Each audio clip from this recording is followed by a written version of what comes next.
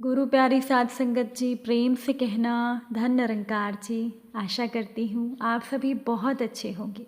साध संगत जी, हमारे बड़े बुज़ुर्गों की सोच और आज के ज़माने के लोगों की सोच में बड़ा अंतर है, और इन दोनों की सोच में टकराव ना हो ऐसा तो संभव ही नहीं है।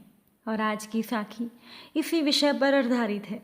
तो चलिए आज की साखी सुनते हैं। साध संगत जी, आज मीना जी बहुत परेशान थी। उन्हें नींद भी नहीं आ रही थी। जब बिस्तर पर करवट बदल बदल कर मीना जी थक गई तो वो अपने कमरे से बाहर निकलकर अपने घर के आंगन में टहलने लगी। उनके घर के आंगन के दूसरे छोर पर मीना जी की बहू का कमरा था, जिसमें से मीना जी को अपनी बहू के रोने की आवाज़ें आ रही थी। मीना जी की बहू रो रो कर फ़ोन पर अपने पति से कह रही थी कि मुझे यहाँ से ले जाओ, मैं यहाँ नहीं रह सकती। दादी सास भी मुझे हमेशा डांटती रहती हैं, मुझे यहाँ बिल्कुल भी अच्छा नहीं लगता। साध संगत जी, मीना जी को अपनी बहू की बात सुनकर बहुत बुरा लग रहा था, क्योंकि मीना जी को पता था कि आज उनकी सासू माँ ने उनकी बहू को कितना कुछ सुना दिया था। मीना जी सोचने लगी कि अभी थोड़े दिन ही हुए हैं उसके बेटे की शादी को।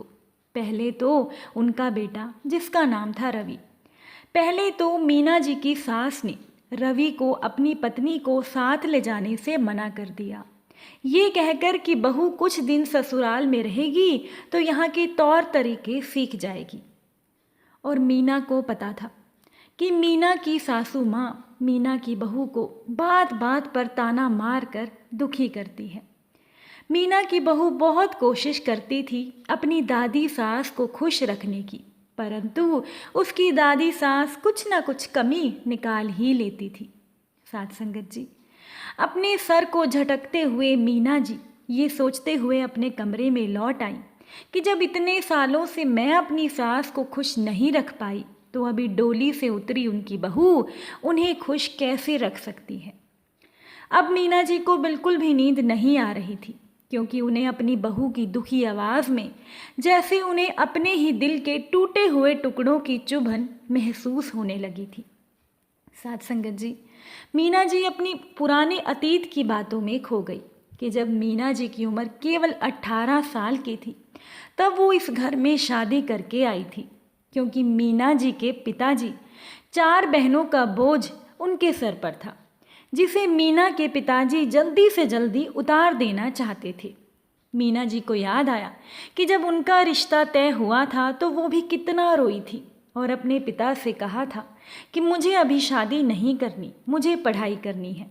पर मीना जी के पिता को डर था कि कहीं अच्छा रिश्ता हाथ से निकल ना जाए, इसीलिए मीना जी के पिताजी ने उन्हें शादी के लिए मना लिया।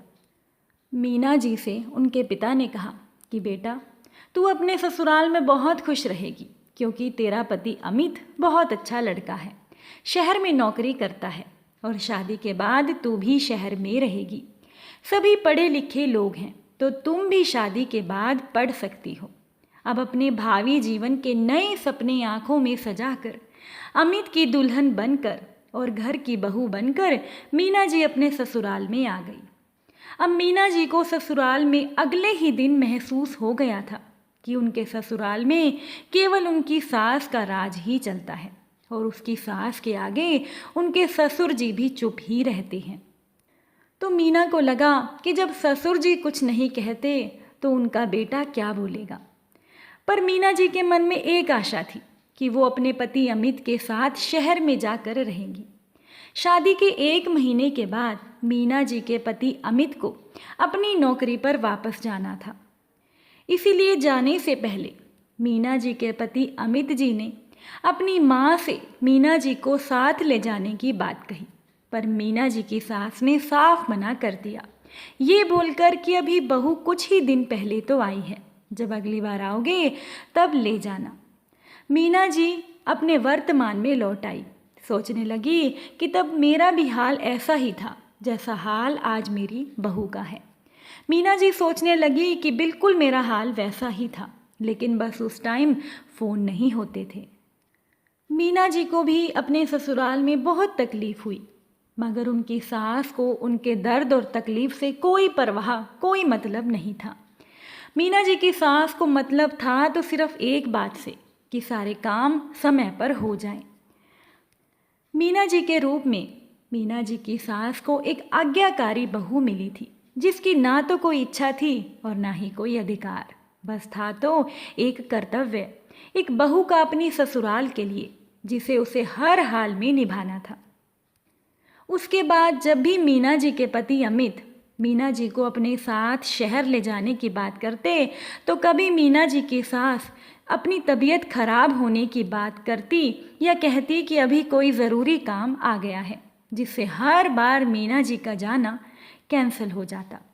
और साथ संगत जी, मीना जी को याद आया कि उनकी शादी के 2 साल के बाद जब उनके बेटे रवि का जन्म हुआ, उसके जन्म के बाद तो मीना जी का शहर जाना नामुमकिन ही हो गया, क्योंकि तब रवि के बिना उनकी सास का मन नहीं लगता था। क्योंकि मीना जी की सास कहती थी कि अपने पोते के बिना मेरा मन नहीं लगता, और मीना जी भी अपने बेटे को छोड़ नहीं सकती थी। इसीलिए मीना जी के पति अमित ने भी मीना जी को शहर ले जाने की बात छोड़ ही दी। बस उनके बीच में जो शादी थी वो एक समझौता थी। अब मीना जी को वर्तमान की याद आई, क्योंकि उन्हें याद आया कि उनके बेटे रवि की शादी हो गई है, और रवि की शादी जिससे हुई थी उसके रूप में मीना जी को बहुत ही प्यारी, पढ़ी लिखी, होशियार और थोड़ी चंचल सी बहू मिली थी। अपनी बहू की चंचलता और मासूमियत बनाए रखने के लिए मीना जी हर मुमकिन कोशिश करती हैं। वो कोशिश करती थी कि उनकी सास का, मतलब मीना जी की बहू की दादी सास का कहर मीना जी की बहू पर ना बरसे। पर साथ संगत जी, ये एक रूढ़िवादी सोच है और आज के ज़माने के लोगों की सोच बहुत अलग है, और रूढ़िवादी सोच में और आज के ज़माने की सोच में कोई टकराव ना हो, ऐसा तो हो ही नहीं सकता। एक दिन मीना जी की बहू ने जब अपने घर में सलवार सूट पहनने की बात की तो उसकी दादी सास ने उसे बहुत सुनाया, और उसके पति के साथ, उसके पति रवि के साथ भी उसे शहर जाने नहीं दिया।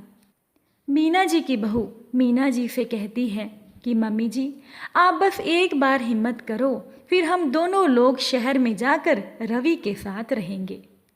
पर मीना जी ने अपनी बहू को अपनी दादी सास को कुछ भी कहने से मना कर दिया। मीना जी सोचने लगी कि अब तो मैंने अपनी बहू को कुछ भी कहने से रोक दिया, पर मैं अपनी बहू को कब तक रोक पाऊंगी।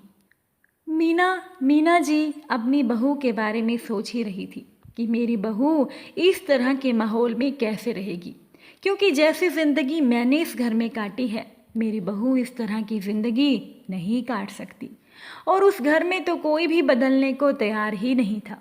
अभी मीना जी अपनी बहू के बारे में सोच ही रही थी कि तभी मीना जी के ससुर जी को पीछे खड़ा देखकर मीना जी डर गई, और मीना जी ने बाबूजी से कहा, अपने ससुर जी से कहा कि बाबूजी, मैं तो बस ऐसे ही कुछ सोच रही थी।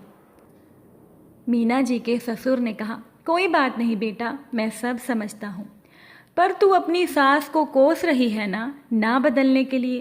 क्या ये बातें तेरे ऊपर लागू नहीं होती? इतने सालों में क्या तूने एक बार भी खुद को बदलने की कोशिश की है? जैसा तेरी सास ने बोल दिया तू वैसा ही करती चली गई, पर अब तू भी सास बन गई है, अब तुझे अपनी बहू के लिए बदलना होगा। ये कहकर मीना जी के ससुर जी चले गए, और मीना जी ने मन ही मन एक फैसला किया। अगले दिन घड़ी में सुबह के 6 बजे थे। मीना जी ने रसोई में जाकर आलू की सब्जी और रोटी बनाने की तैयारी कर ली। तब तक मीना जी की बहू भी रसोई में आ चुकी थी।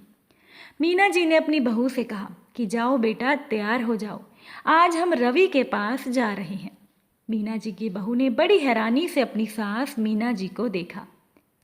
मीना जी ने अपनी बहू से कहा कि जो मैं कह रही हूँ वो करो, तुम्हारी दादी सास से मैं बात कर लूँगी।